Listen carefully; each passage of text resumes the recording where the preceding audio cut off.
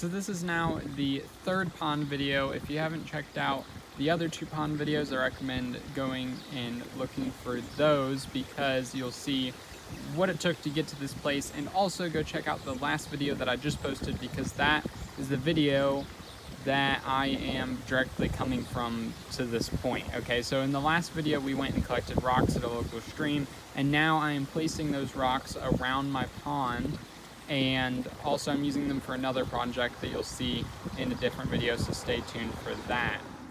So I gave the rocks a good spray down, made sure I got off any mud and anything on them, and I started placing them around where I thought they would look good around the pond, as well as some pieces of wood I got from the river as well. And then I'm working a little bit around the spill box to kind of cover it up with some of the rocks and just some landscaping that I wanted to cover up with.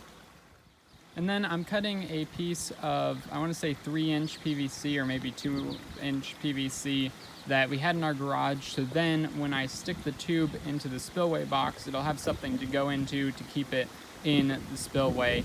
And then I'm moving around the landscape around to hide that tube within the landscape, so then you didn't really see it because it doesn't look super natural. And then once I have the rocks where I put them, I'm actually going to be using expanding foam. So I wiped everything down, and then I started putting expanding foam to keep everything in its place, and then I'll cover everything with moss, and that will be in the next video. But today I wiped everything down with rubbing alcohol to then remove any things that would keep the expanding foam from sticking, and then to kind of cover up the waterfall and make the spillway kind of flow into, like, the whole area kind of flow into the pond and make it really connected. I covered everywhere with expanding foam and rocks, and then where the expanding foam is still showing, I will be putting felt, which you'll see later in this video, around it as well. So I waited a full day for everything to sit, maybe even 2 days, I'm not entirely sure, and then I decided to test out the waterfall.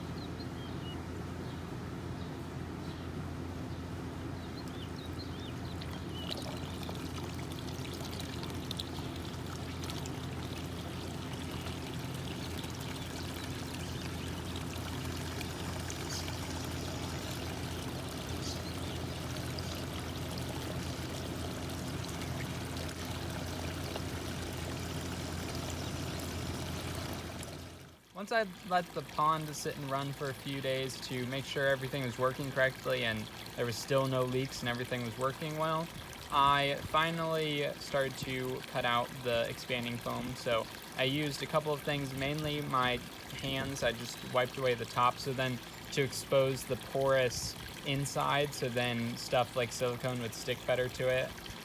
And I used my hands mostly, but also razor blades and needle nose pliers, as well as some other smaller tools to get into the tighter places in between the rock. Also, you can now see the PVC piece that is keeping in the other tubing to get the water into the spillway, and that's how it is holding that in there. To cover up the expanding foam here, I'm going to want to cover it up with moss to make everything very seamless and connected. But to do that, I can't just put moss right onto there because the moss would then die. There's nothing keeping that expanding foam moist. So here's my plan. I'm going to take felt, which is just normal, I got it at Hobby Lobby, and just normal felt, and I'll be siliconing it on around all the parts of the expanding foam and a little bit just straight onto the plastic, basically. And then I can super glue the moss on and or just tuck it in, and then the part of the felt that's in the water will get wet, and then it'll transfer all the way up, and that's the theory here anyway. And then some parts I will put rock onto, so I have some different gravels and stuff to put on, like right there and stuff, because water's going to be flowing over that, and you don't want to put moss right there because the water will just push it away. So this is what I have. I have the silicone, I have a bit of gel super glue. I'm not 100% sure if I'll need that today. Then I have a bunch of pieces of felt. I tried to pick, you know, like natural-ish colors. I don't plan to see any of it, but actually there probably will be some in the water that you might see, but I'm guessing that I'll end up being covered up anyway, because I can't really put the moss underwater. Like, I probably will, but I don't think it'll stay there very well. But the idea is this will just be to hold the moss to for a little while, and then eventually it'll end up covering everything because it's always wet, and everything will go together really seamlessly. I have all of this gravel stuff. It's still a little bit wet, so it's probably not gonna work the best, but I've been trying to dry it out. And I have some extra silicone and gloves and stuff, because you can't get throwaway gloves right now because everything's crazy. But I have these gloves which I'll use to smear on the silicone. So to start off, I'm going to first start cutting the felt and put it so then I have everything covered, so then I can just start siliconing and just stick it right on there right away. And then, like I said, some areas I will put rock on after that. So I have to get inside the pond and get the felt where I want it. So real quick, along with the moss, I will also be putting on some plants onto here if it works well. This will be something later, but what I'll be doing is I'll take I think mainly creeping jenny, and I want to say a couple ferns or something, and I will take a piece like this and I'll put like some soil inside of it, or like just set it on it along with like roots from the plant, like the plant sticking out, and then I'll kind of put it up into a ball, and then I will stick that in some places, and then I'll put moss all around that as well. And that's kind of the plan. So I'm thinking places like right there, right there, right there, probably right there as well, and we'll see how that goes. But I don't have those plants right now, and also I want to make sure that this is going to actually work to make the water kind of flow up in on all of it, keep it all moist at the same time. So I'll make sure that's going to work like that. But here I have some hens and chicks, and I probably could do that with that, but I'm going to plant the hens and chicks around. Not yet. I want to get all the big plants. Here we have some of the hostas. I want more hostas, and then daylilies everywhere. Once I have those planted, I'll plant those, probably some like around here type of thing, and I think that'll be really, really cool. I first began by cutting out the pieces where they would go, and then I will silicone them on later, but I just put them in and made sure they were the right size and everything before I would actually start gluing them on. Ran out of battery, but what I did is I went through and took everything off. Well, I didn't take everything off. I took it off in sections, and then I siliconed it in those sections, and now it's all siliconed on. And then in a few areas I added stone, especially in that area. I just tried to get a bunch of stone there, and I'll probably end up having to silicone more on. So now from here I will put moss all over the felt to cover all of it up. Even at the point of editing this, I haven't gotten to putting on the felt, but later that day, after I had put on the felt, my neighbor gave me a ton of plants, and these are actually all the plants that I'll be using for this area. So that is really very, very awesome. Tons of daylilies and hostas, and I decided that I would show you in kind of a weird way me planting them.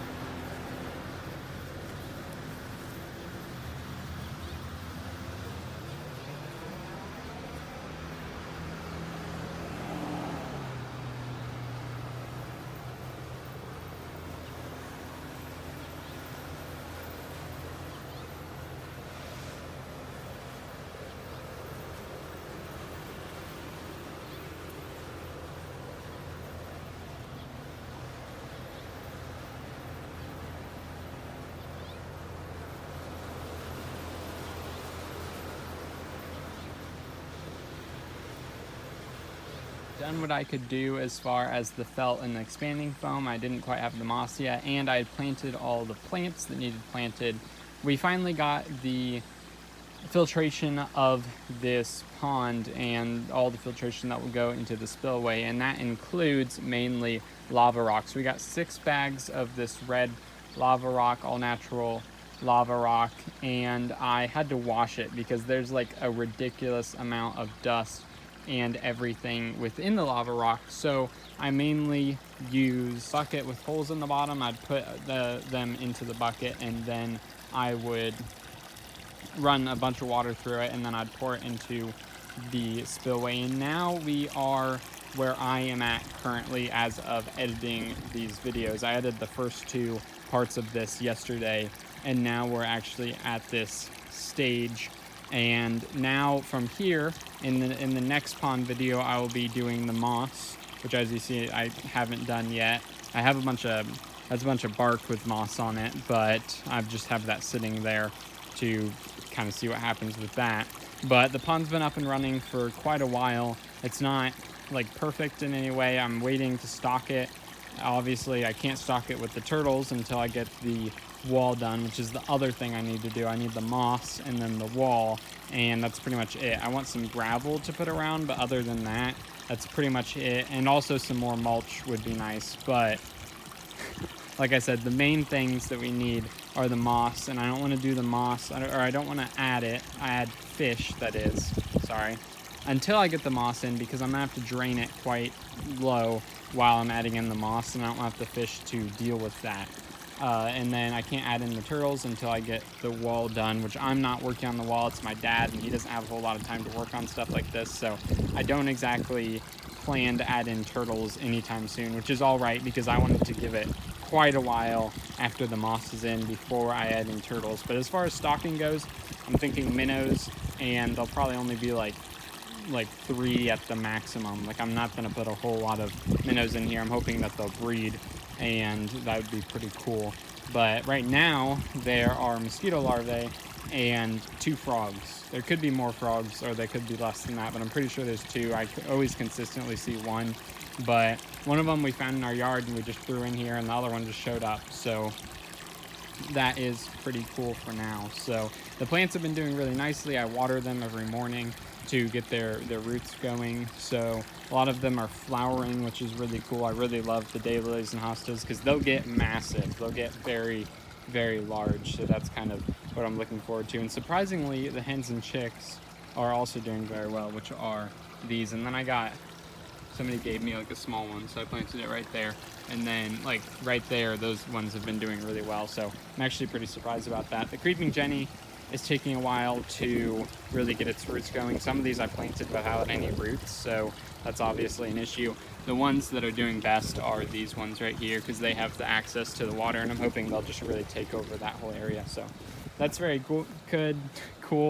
I hope that you guys enjoyed. If you did, like down below. If you have any comments or concerns in the comments below, and if you want more content, and then subscribe. Put down in the comments what you think this plant is. I think it's a pumpkin. I originally thought it was a zucchini, but I have no idea. I moved it here because I thought it might be pretty cool to have one here. I found it in our yard, but I have no idea what it is. I'm thinking pumpkin at this point because it's really expanding and kind of taking over, so that'll be pretty interesting. And I have some sticks and stuff around, but I'm gonna get one big log here, and then I'll remove everything else because I don't want a bunch of sticks and stuff. So hope that you guys enjoyed. Have a fantastic day.